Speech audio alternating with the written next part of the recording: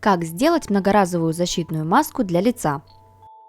Берем лист А4, отмеряем по 7 см от каждого угла и соединяем эти точки так, как указано в видео. Углы обрезаем. Вырезаем две таких фигуры из ткани и накладываем друг на друга изнаночной стороной вверх. Сшиваем вот в этих местах.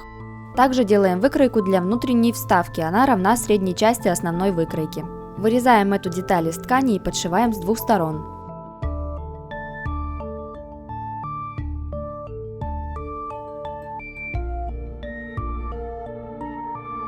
Выворачиваем основную часть на лицевую сторону.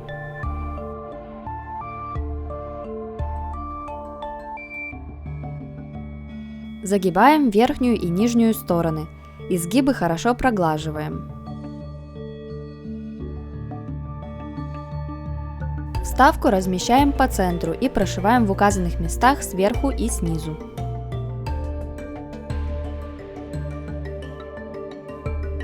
Вставка готова.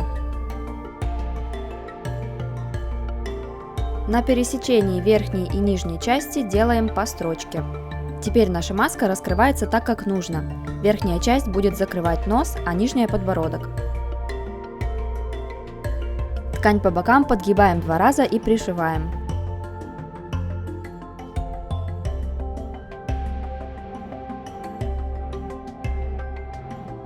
Берем тонкую резинку, у меня нитка-резинка. Продеваем.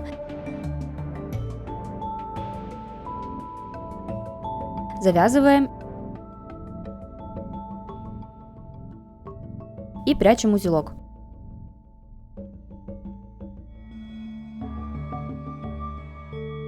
Многоразовая защитная маска готова. Внутри под вставкой размещаем марлю в несколько слоев. Всем здоровья!